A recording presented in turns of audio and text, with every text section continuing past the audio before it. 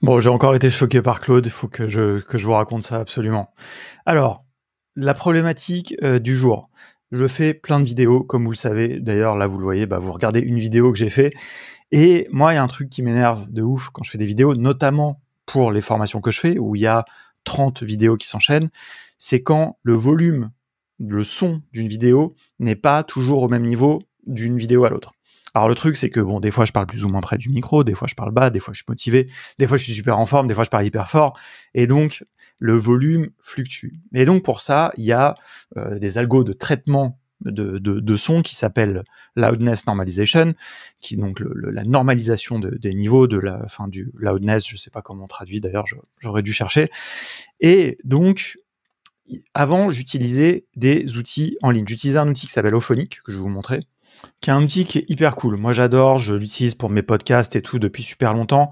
Ça fait non seulement de l'égalisation de niveau, ça fait du traitement, ça peut enlever les bruits, ça peut faire des millions de choses. Sauf que ça coûte un peu. Vous voyez, là, il y a tous les algos qu'il y a. Franchement, c'est incroyable. C'est un outil qui est génial.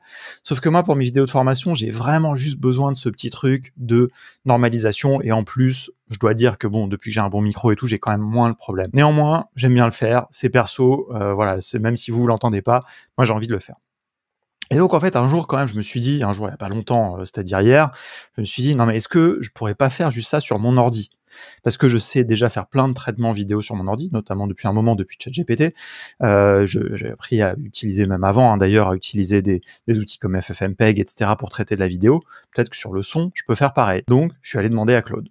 Qu'est-ce que je lui ai demandé? Je lui ai demandé tout simplement, j'utilise Ubuntu, toujours je lui donne du contexte, alors très rapidement, je n'ai pas besoin de lui dire grand-chose, et j'ai régulièrement de nombreuses vidéos dont le son est différent. J'aimerais appliquer un loudness normalization sur toutes les vidéos d'un dossier avec une sortie à moins 18 dB. C'est un réglage que je connais grâce à Auphonic, et donc voilà.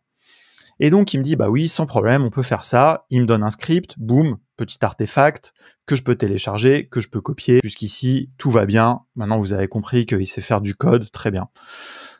Franchement, je l'ai un petit peu retravaillé. Je lui ai dit, j'aimerais que le dossier input soit pris en argument par le script. C'est-à-dire parce que tout ça, je dois le lancer en ligne de commande. Je vais dans un dossier et puis je lance en ligne de commande. Donc voilà, ça c'était un truc de base. Très honnêtement, ChatGPT m'avait fait la même chose. Donc ça marchait très bien. Je mets toutes mes vidéos dans un dossier, je lance le script. Vous voyez, il me donne un petit peu toutes les étapes, il m'explique. Alors si vous n'êtes pas très familier avec la ligne de commande, bon désolé, cette vidéo va peut-être pas tant que ça vous parler, mais sachez que ça existe sur macOS, ça existe sur Windows, ça existe sur Linux vraiment de base quoi. Et donc voilà, je me suis dit alors voilà, est-ce que l'exécution, parce que ça me faisait plein de debugs, j'ai dit hop, ok, on travaille un peu. Et puis là aujourd'hui, je me suis dit franchement, est-ce que je ferais pas un truc carrément, parce que des fois j'ai une seule vidéo.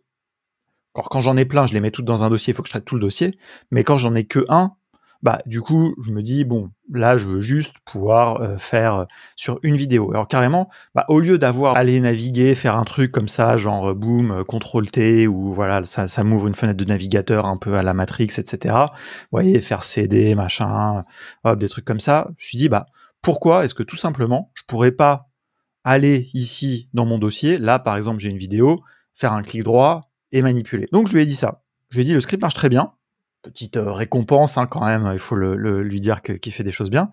Est-ce que je pourrais pas exécuter en faisant un clic droit, etc. Et donc, boum, il me donne la procédure, puisque c'est quelque chose... Alors ça, c'est très spécifique à Ubuntu, désolé, vous ne pourrez pas le refaire, mais posez-lui la même question sur Windows, il vous apprendra comment le faire.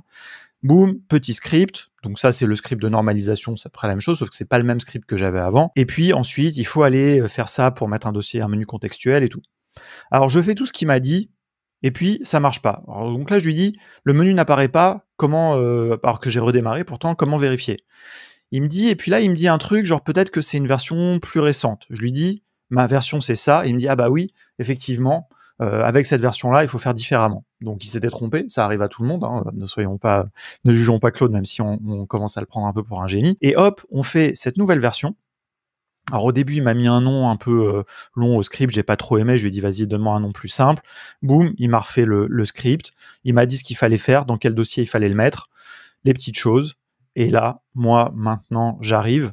Ici, vous voyez, clic droit, script, normaliser audio. Je clique là-dessus, ça me crée le fichier et vous allez voir, ça me met même un petit message, une petite, un petit, alors ça va arriver, il faut que je meuble pendant 10 secondes parce que le traitement, ça met quand même un petit peu de temps, mais il y a une petite pop-up qui va apparaître. Donc en plus, il y a même un feedback visuel et tout, c'est pas juste un truc qui se lance dans les coulisses, voilà. Mais le traitement audio de l'université est terminé, le fichier de sortie est là. Vous voyez, et là, j'ai bien mes 2 fichiers avec le son qui est un petit peu plus ajusté dans le deuxième. Je peux aller l'uploader dans mes formations et c'est bon. Voilà, franchement, ça m'a pris en tout entre la première version du script et ça m'a pris, je sais pas, une demi-heure et vraiment, c'est hyper pratique et ça m'a un peu choqué parce que ça fait longtemps, j'utilise Ubuntu et Linux depuis très longtemps, mais par exemple, je m'étais jamais intéressé à faire un menu contextuel qui apparaisse en cliquant sur une vidéo. Et là, j'ai pas eu besoin d'avoir vraiment de connaissances particulières. Alors bon, il m'a proposé une première solution qui a pas marché, un petit peu l'expérience qui m'a fait me dire quoi faire. Mais voilà. Bref, je suis choqué. Rendez-vous dans la prochaine vidéo pour le prochain choc avec Claude ou avec autre chose parce que les chocs arrivent un petit peu partout en ce moment. Allez, à bientôt.